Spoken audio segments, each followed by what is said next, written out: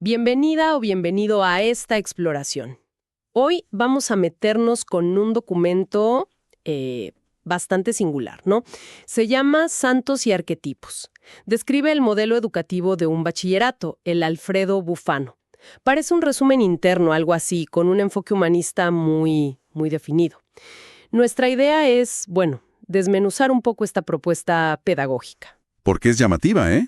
Se basa fuerte en las civilizaciones clásicas, en arquetipos medievales, todo para formar el carácter de los estudiantes. Seguro que esto le interesa a quien busca, digamos, conectar la historia, la profundidad académica, con fines pedagógicos más concretos. Pienso en nuestro oyente de hoy, licenciado en Historia que está armando material para secundaria. ¿Qué tiene de especial este modelo? Exacto, lo especial es, lo radical de su propuesta. Vamos a ver cómo agarran conceptos como la arete griega, las virtudes romanas, y las proyectan hacia figuras como el caballero medieval, el santo. Y todo esto lo articulan en lo que llaman un proyecto personal de vida. Vamos a analizar esa conexión que hacen entre estudiar a Homero, la heráldica, e incluso algo muy propio como la malvinización. Buscan una formación integral, sí, pero muy específica.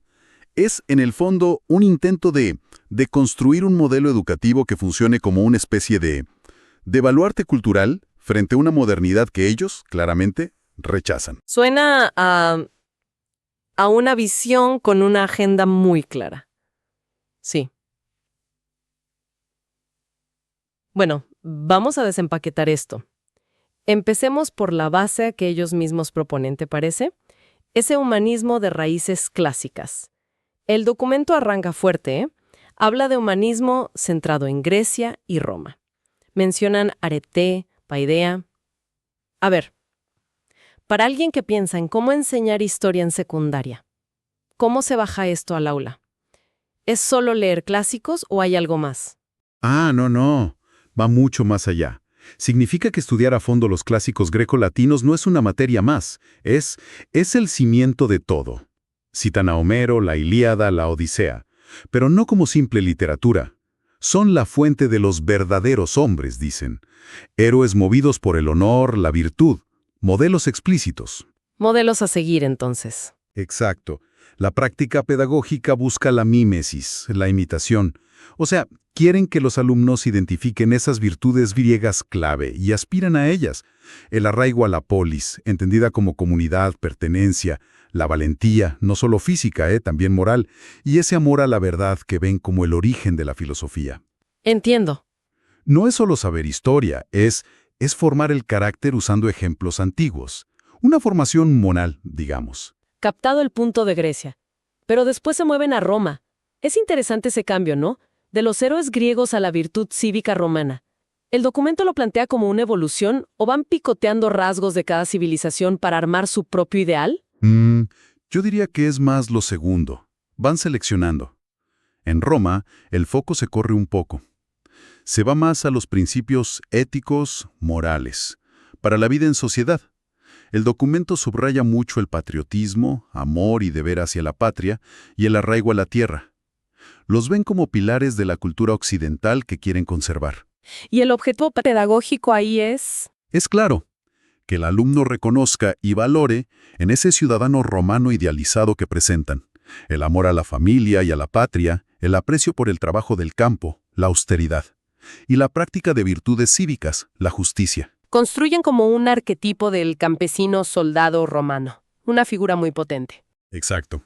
Lo presentan como un modelo moral que ellos consideran universal, atemporal, y lo conectan directo con la herencia de la cultura latina de Occidente. Mira, desde la historia de la educación es fascinante ver cómo toman figuras y conceptos de hace 2000 años y los ponen como guías explícitas para adolescentes de hoy.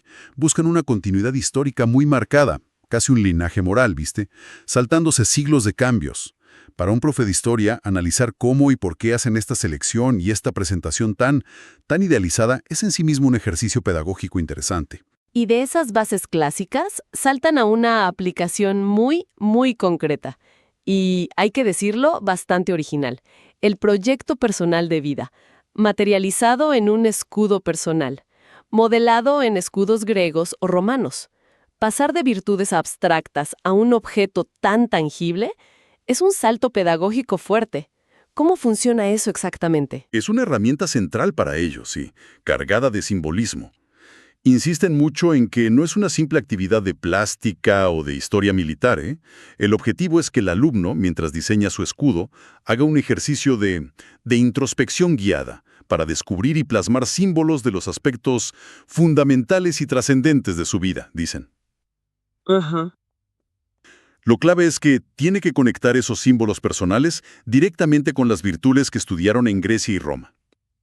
El verdadero punto acá no es el escudo en sí, sino cómo lo usan como instrumento para mapear la identidad del chico sobre plantillas históricas y religiosas que ellos ya aprobaron. Suena a un proceso bastante dirigido, ¿sí? ¿Qué tipo de símbolos les piden poner? Mencionan incluso que el escudo debe reflejar al alumno como ciudadano cristiano. Eso es una superposición explícita de identidad religiosa sobre el modelo clásico. ¿Cómo justifican esa mezcla? Bueno, el documento lo presenta como algo natural, ¿viste?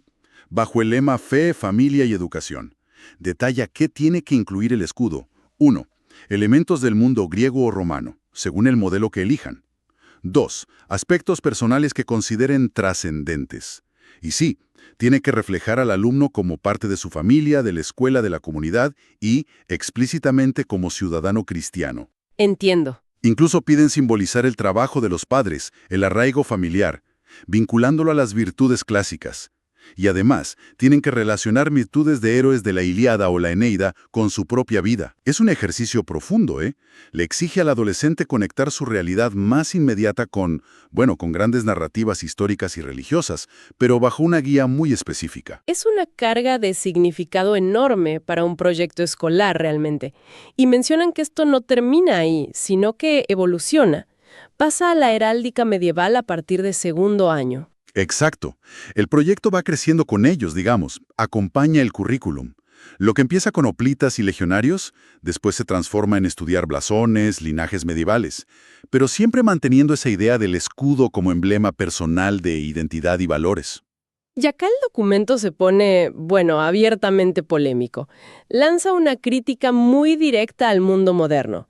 Lo llama pragmatista y utilitarista.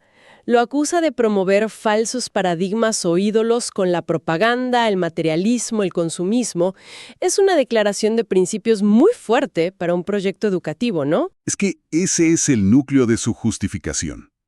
Frente a esa modernidad que describen como decadente, ¿qué proponen? El retorno al arquetipo. Explican la etimología, ¿viste? Arge, origen, tipos, marca, modelo. Para presentarlo como el modelo original, ejemplar, que inspira a la mímesis, a la imitación virtuosa. Citan al padre Alfredo Sainz, que es una figura intelectual clave para ellos, y afirman que la verdadera paideia, la verdadera formación, consiste en encauzar al educando hacia la imitación del paradigma. Y los paradigmas son claros. Clarísimos. Cristo, los santos y los héroes.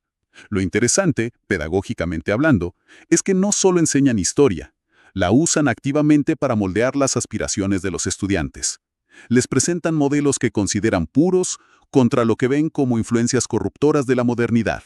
Podríamos decir que es una pedagogía de la resistencia cultural. Algo así, sí. Y dentro de esos arquetipos, ¿a quiénes eligen de la Edad Media para inspirar eso que llaman magnanimidad? Se enfocan principalmente en dos figuras, que a menudo fusionan, el caballero y el santo. Dan ejemplos muy concretos, ¿eh? San Fernando III de Castilla, el rey santo guerrero de la Reconquista. San Ignacio de Loyola, destacando su estampa de caballero y su espíritu militar incluso después de convertirse. Y San Bernardo de Claraval, el monje caballero cisterciense impulsor de los templarios. Ajá. El objetivo pedagógico declarado al presentar estas figuras es cultivar la magnanimidad.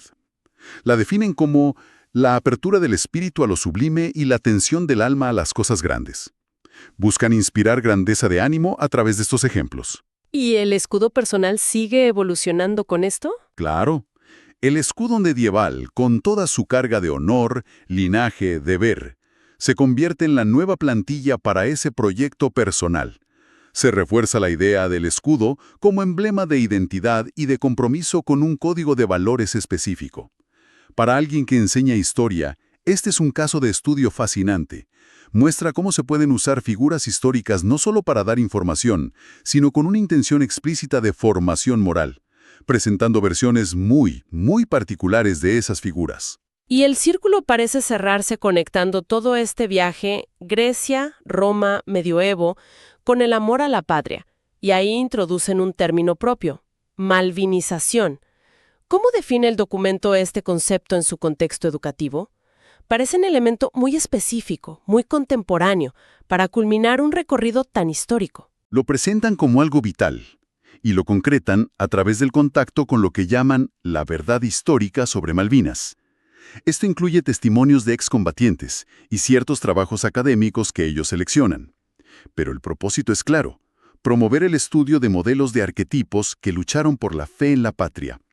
Acá conectan directamente a los santos guerreros medievales con figuras de la historia argentina que ellos consideran ejemplares en ese sentido. Mencionan a ciertos caudillos. O sea, el patriotismo que buscan inculcar. Está explícitamente cimentado en principios trascendentes y el heroísmo. No es un patriotismo cívico secular cualquiera. Y vuelven a citar al padre Sainz. Exactamente. Con su lema, por Dios y por la patria. Lo presentan como el estandarte que une la fe y el servicio a la nación. El objetivo final es formar un amor a la patria profundo, consciente, inspirado en estos arquetipos históricos y religiosos. Y lo diferencian activamente de lo que llaman los ideales fugaces del mundo moderno. El uso de un conflicto tan reciente y sensible como Malvinas, enmarcado de esta manera tan particular, como culminación de una formación de carácter basada en arquetipos religiosos, guerreros, sin duda le agrega una capa de complejidad pedagógica y social importante, ¿no? Sin duda alguna. Es como la pieza final que busca anclar todo ese sistema de valores que construyeron desde los clásicos y el medievo en una narrativa nacional muy particular, presentada como heroica y trascendente. Bien, hagamos un balance entonces. Hemos analizado bastante a fondo este documento Santos y Arquetitos, del bachillerato Alfredo Bufano. Lo que queda claro es que es un modelo educativo coherente en su radicalidad. Una apuesta fuerte por un humanismo muy anclado, de forma selectiva, en la historia clásica y medieval. Y que no se queda en lo teórico, ¿eh? Usa activamente conceptos como arete, paideia, arquetipo, mímesis. Lo hace a través de textos fundacionales, figuras ejemplares y proyectos prácticos, como ese escudo personal que va evolucionando. Activismo moderno. Su meta es formar el carácter exponiendo constantemente a los chicos a modelos heroicos y virtuosos. Todo bajo una fuerte impronta religiosa y patriótica muy explícita. La malvinización como cierre de este proceso es quizás su rasgo más distintivo y contemporáneo. Para quien explora la pedagogía desde la historia, como nuestro oyente, este modelo ofrece un caso de estudio denso muy particular. Muestra cómo una cosmovisión específica se traduce en un currículum y en prácticas educativas concretas. Es un material muy rico, sí, para reflexionar sobre esa relación entre historia, valores y educación. Y como pensamiento final, algo para seguir dándole vueltas. Este modelo pone un énfasis enorme en arquetipos que presenta como fijos y en virtudes que considera trascendentes. Esto plantea una pregunta crucial para cualquier educador, sobre todo de historia, ¿no? ¿Cómo se equilibra eso de fomentar la admiración por figuras históricas que este modelo busca explícitamente con la mímesis, con el desarrollo del pensamiento crítico? Ese pensamiento crítico necesario para analizar esas mismas figuras y sus contextos con complejidad, con matices. ¿Qué espacio queda para la crítica histórica dentro de un marco que se construye sobre la imitación de modelos ejemplares? Es una tensión interesante, ¿no?, para seguir explorando.